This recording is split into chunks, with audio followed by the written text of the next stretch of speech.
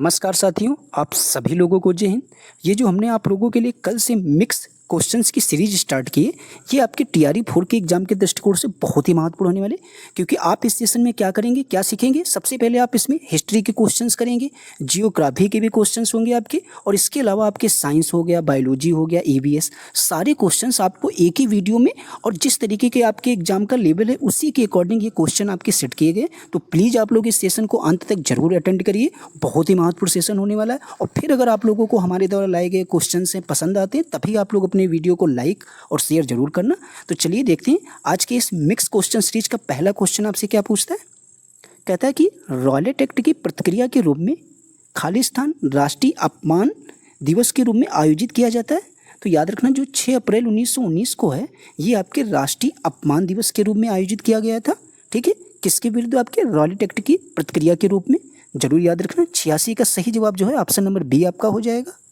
Question number देखते हैं 87 आपसे क्या पूछता है। कहता है कि जलियांवाला बाग हत्याकांड के लिए जिम्मेदार ब्रिटिश अधिकारी माइकल ओडायर की हत्या निम्नलिखित में से किसने की थी। तो याद रखना, उधम सिंह जी ने जो है माइकल ओडायर की हत्या की थी, जो आपके किसके जिम्मेदार थे, जो भी आपका जलियांवाला बाग हत्याकांड हुआ था। ठीक है, तो याद रखना 87 का सही जवाब आपका option number B Udham Singh हो जाएगा। क्वेश्चन नंबर आपका देखते हैं 88 क्या कहता है। कहता है निम्नलिखित नेताओं में से कौन काकोरी ट्रेन डकैती मामले में अभियुक्त नहीं था। इनमें से पूछा गया कौन अभियुक्त नहीं था। तो याद रखना, इस क्वेश्चन का जो सही जवाब होगा वो आपका हो जाएगा उपयुक्त में से एक से अधिक। ठीक है, तो कौन कौन थे जो आपके इसमें से अभियुक्त नहीं थे, उनके भी नाम आपको पता होना जरूरी है। याद रखना, इसमें जो अभियुक्त नहीं थे, तो इसमें जो आपके भगत सिंह भी नहीं थे, इसके अलावा आपके राजगुरु। ठीक है, और ये आपके राजेंद्र नाथ लाहौडी जी जो थे, ये आपके अभियुक्त थे। तो इसीलिए इस क्वेश्चन का सही जवाब उपयुक्त में से एक से अधिक हो जाएगा। क्वेश्चन नंबर 89 देखते हैं आपसे क्या पूछता है। कहता है चंपारण सत्याग्रह, जो भी आपका चंपारण सत्याग्रह था, निम्नलिखित में से किस वर्ष किया गया था।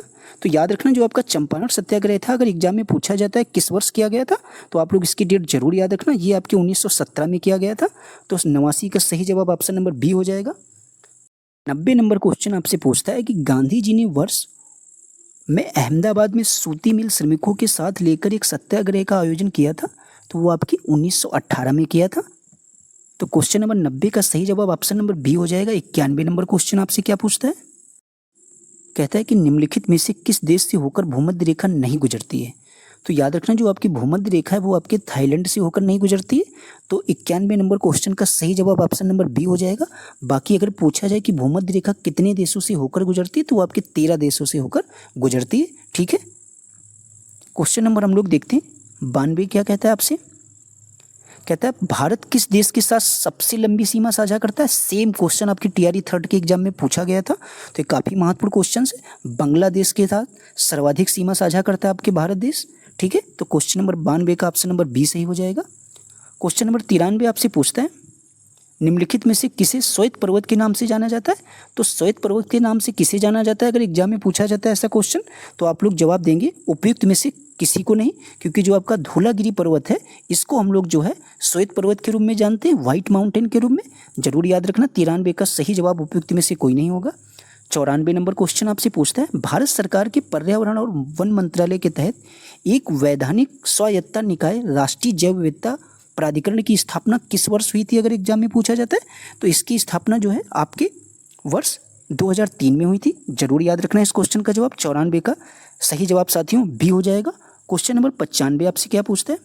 1972 में पश्चिम बंगाल वन विभाग ने राज्य के दक्षिण पश्चिमी जिलों में जो भी आपके निम्न कोटिकृत खालिस्तान वनों को पुनर्जीवित करने के लिए अपनी विफलताओं को स्वीकार किया है। तो याद रखना, वो आपका कौन सा वन हो जाएगा, तो साल। ठीक है, तो इस क्वेश्चन का 95 का सही जवाब ऑप्शन नंबर बी साल हो जाएगा। क्वेश्चन नंबर 96 कहता है बेसल प्रोटोकॉल निम्नलिखित में से किससे संबंधित है। मोस्ट इंपॉर्टेंट क्वेश्चन है।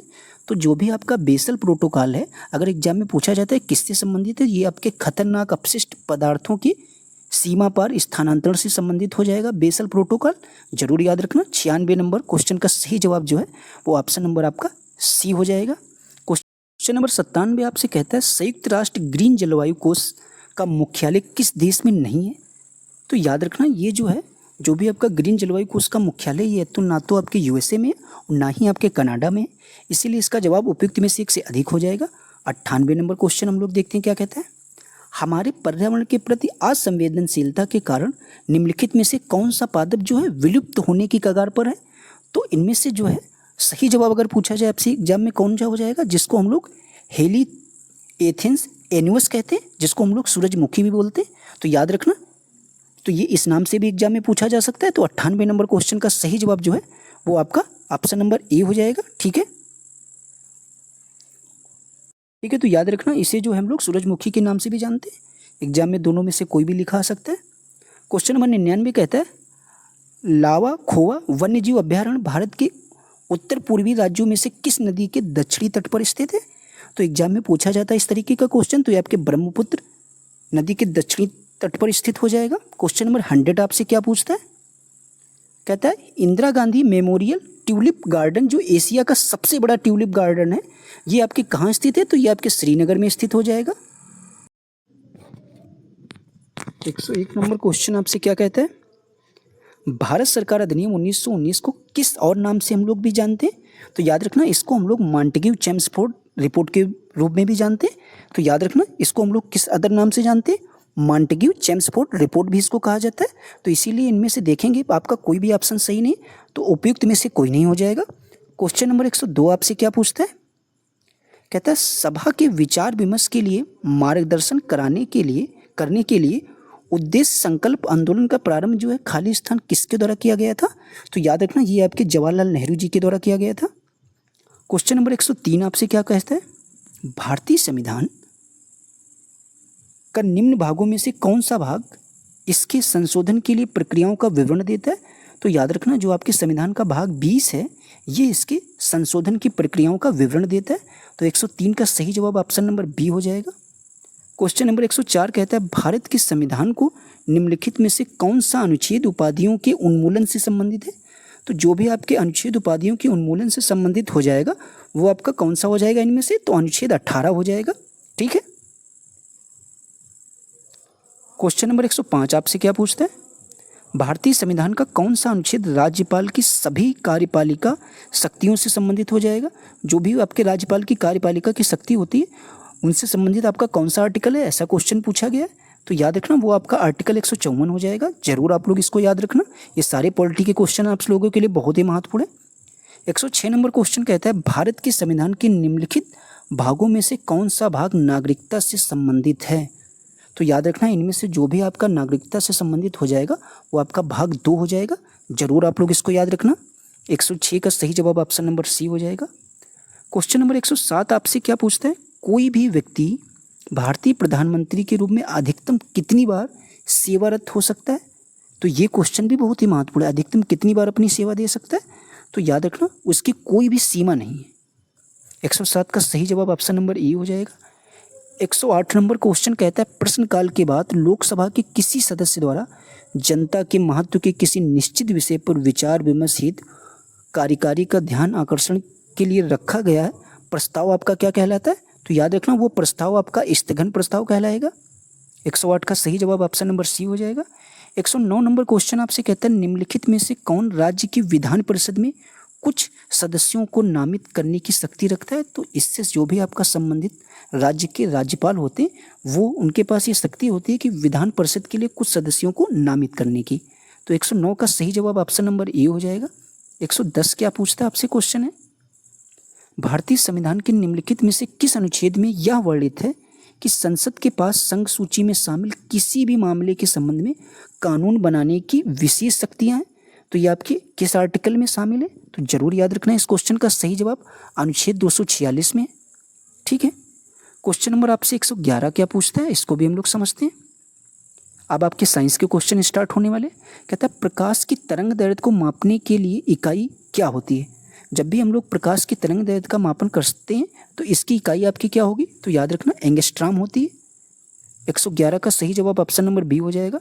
112 नंबर क्वेश्चन आपसे साथियों पूछता है पानी के अंदर ध्वनिक संकेतों का पता लगाने के लिए हम लोग किसका उपयोग करते हैं। तो जो भी आपके पानी के अंदर ध्वनि किसी भी प्रकार की आती है, अगर उसको हमको पता लगाना है तो किसका उपयोग करेंगे, तो याद रखना हाइड्रोफोन का उपयोग करते हैं। ठीक है, ये आपका एक वैज्ञानिक उपकरण हो जाएगा जो पानी के अंदर क्या करता है, ध्वनि तरंगों को पता लगाने में उपयोग किया जाता है। ठीक है, तो इस क्वेश्चन का 112 का सही जवाब ऑप्शन नंबर सी हो जाएगा। 113 नंबर क्वेश्चन आपसे क्या पूछता है, निम्नलिखित में से कौन सा युग्म सही नहीं है। तो इनमें से जो आपका सही युग्म नहीं होगा तो वो आपके कौन सा नहीं होगा, तो याद रखना उपयुक्त में से एक से अधिक ऐसे युग्म है जो आपके सही नहीं है। तो कौन कौन सही नहीं है, तो आप देख सकते हैं लेक्टोमीटर तरल का विशिष्ट घनत्व है, ये भी बात सही नहीं है। एनीमोमीटर दूध की शुद्धता से संबंधित है, तो ये दोनों बातें गलत है। इसीलिए इस क्वेश्चन का सही जवाब उपयुक्त में से एक से अधिक हो जाएगा। 114 नंबर क्वेश्चन आपसे क्या कहता है, निम्नलिखित में से विस्थापन के बारे में कौन सी बात गलत है।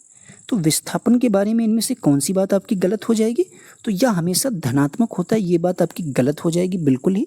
तो 114 का सही जवाब ऑप्शन नंबर ए हो जाएगा। 115 नंबर क्वेश्चन आपसे क्या पूछता है, फ़ारेनहाइट स्केल का मापक क्या है। तो 212 डिग्री फ़ारेनहाइट हो जाएगा इसका मापक। तो 115 का सही जवाब ऑप्शन नंबर सी हो जाएगा। 116 नंबर क्वेश्चन आपसे क्या पूछता है, निम्नलिखित में से किसे आधुनिक परमाणु सिद्धांत का जनक माना जाता है। यह जनक माना जाता है किसका, आधुनिक परमाणु सिद्धांत की आपका। तो याद रखना इनका नाम आप लोग जॉन डाल्टन को हम लोग जानते हैं आधुनिक परमाणु सिद्धांत के रूप में, जनक के रूप में। देखते हैं 117 नंबर क्वेश्चन आपसे कहता है, इनमें से किसने कैवेंडिश प्रयोगशाला में काम करते समय 1932 में कह रहा है न्यूट्रॉन की खोज की थी। तो आपके न्यूट्रॉन की खोज जेम्स चैडविक ने की थी। इसको आप एक सूत्र से याद रख सकते हैं, ईंट पर नाच। वहाँ पर आपको इलेक्ट्रॉन की खोज के बारे में आसानी से पता चल जाएगा, और इसके अलावा आपके न्यूट्रॉन की खोज के बारे में आप आसानी से समझ सकते हैं। क्वेश्चन नंबर 118 आपसे पूछता है, लोहे में जंग लगने के लिए किस अवस्था का होना आवश्यक होता है। तो याद रखना जब कभी भी लोहे में जंग लगना है उसके लिए किस अवस्था का होना जरूरी होता है, तो आपके O2 की उपस्थिति होना जरूरी होता है। ठीक है, तो 118 नंबर क्वेश्चन का सही जवाब ऑप्शन नंबर सी हो जाएगा। 119 कहता है, अम्लराज खाली स्थान किसका मिश्रण होता है। अम्लराज को हम लोग एक्वा रेजिया भी बोलते हैं। तो याद रखना ये आपके किस चीज़ का मिश्रण होता है, तो याद रखना सांद्र हाइड्रोक्लोरिक अम्ल और उसके अलावा सांद्र नाइट्रिक अम्ल का मिश्रण होता है। तो ये आपका सही जवाब ऑप्शन नंबर बी हो जाएगा 119 का। 120 कहता है, जल की स्थायी कठोरता दूर करने के लिए हम लोग किसका उपयोग करते हैं। अगर आपको जल की स्थायी कठोरता दूर करना है वाटर की, तो उसके लिए हम लोग वॉशिंग सोडा का उपयोग करते हैं। तो 120 का सही जवाब ऑप्शन नंबर ए हो जाएगा। 121 कहता है, खाली स्थान विटीकल्चर के रूप में किसको जाना जाता है। तो जो भी आपकी अंगूर की खेती होती है इसको हम लोग विटीकल्चर के रूप में जानते हैं। ठीक है, तो 121 का सही जवाब ऑप्शन नंबर बी हो जाएगा। 122 कहता है, उत्तक विज्ञान और कोशिका विज्ञान के क्षेत्र में सभी कोशिका केंद्र को लाल रंग देने के लिए किस जैविक रंजक का इस्तेमाल किया जाता है। तो इसके लिए याद रखना जैविक रंजक के रूप में हम लोग जो है लाल रंग की देने के लिए सेफ्रेनिन का इस्तेमाल करते हैं। तो 122 का सही जवाब ऑप्शन नंबर सी हो जाएगा। 123 आपसे क्या पूछता है, मैग्नीशियम निम्नलिखित में से किसका संगठक धातु है। तो जो भी आपका मैग्नीशियम होता है ये आपके पर्णहरित जो अणु होते हैं या क्लोरोफिल उसके आपका संगठक धातु होता है। तो 123 का सही जवाब ऑप्शन नंबर ए हो जाएगा। 124 क्या कहता है, डीएनए को प्रमुख रूप से हम लोग कोशिका में संग्रहित किया जाता है। किस रूप में संग्रहित किया जाता है, तो याद रखना इसको हम लोग नाभिक के रूप में संग्रहित करते हैं। ठीक है, 124 का सही जवाब ऑप्शन नंबर बी हो जाएगा। 125 नंबर क्वेश्चन कहता है, एक गुणसूत्र निम्नलिखित में से एक जो आपका गुणसूत्र होता है उसमें पूछा गया क्या क्या उपस्थित होता है। तो जो भी आपका गुणसूत्र होता है उसमें आपकी डीएनए इसके अलावा प्रोटीन आपके उपस्थित होते हैं। जरूर याद रखना गुणसूत्र में डीएनए और प्रोटीन उपस्थित होते हैं। 125 का ऑप्शन नंबर सी सही हो जाएगा।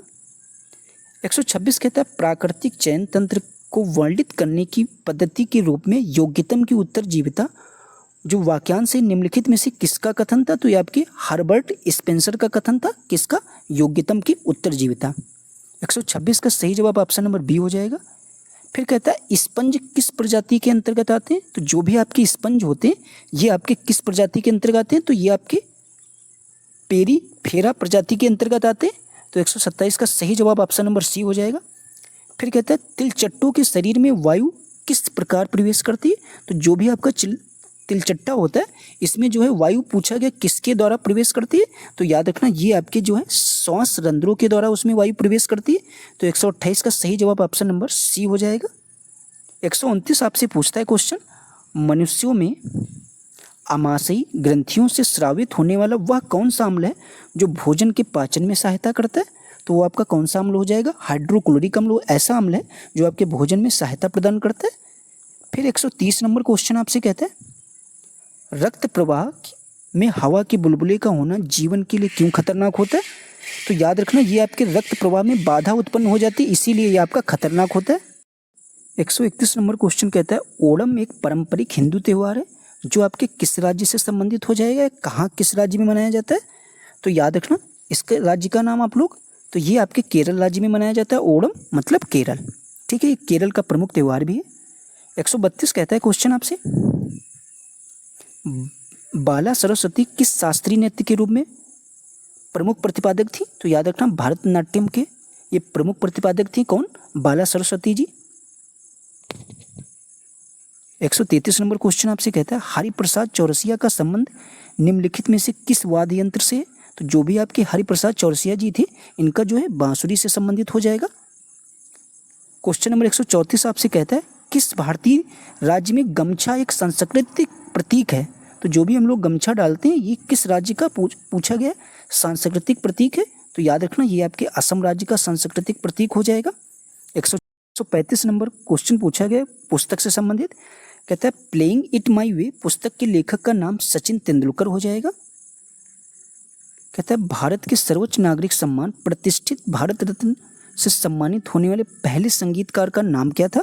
तो जो भी आपके पहले संगीतकार थे उनका नाम था MS Subbu Lakshmi. 137 number question आपसे कहता है अंतर्राष्ट्रीय बुकर पुरस्कार किस वर्ष से स्थापित किया गया था? 2005 से स्थापित किया गया था। फिर कहता है जो भी आपकी 138 आपसे कहता है हॉकी के मैदान का आयाम कितना होता है? तो इसका आयाम आपके 91.4 × 55 m के बीच में होता है। 139 नंबर क्वेश्चन आपसे कहता है कि इंडियन सुपर लीग यानी जो ISL होता है ये एक चैंपियनशिप है, तो ये आपकी फुटबॉल की चैंपियनशिप हो जाएगी। क्वेश्चन नंबर 140 आपसे पूछता है हम्पी को निम्नलिखित में से किस वर्ष में यूनेस्को द्वारा जो है विश्व धरोहर स्थल में घोषित किया गया था? तो याद रखना 1986 में इसको घोषित किया गया था। तो 140 का सही जवाब ऑप्शन नंबर B हो जाएगा। उड़ीसा बिहार से आपके कब पृथक हुआ? तो ये काफ़ी महत्वपूर्ण क्वेश्चन है। जो आपका उड़ीसा था इसको बिहार से कब अलग किया गया था?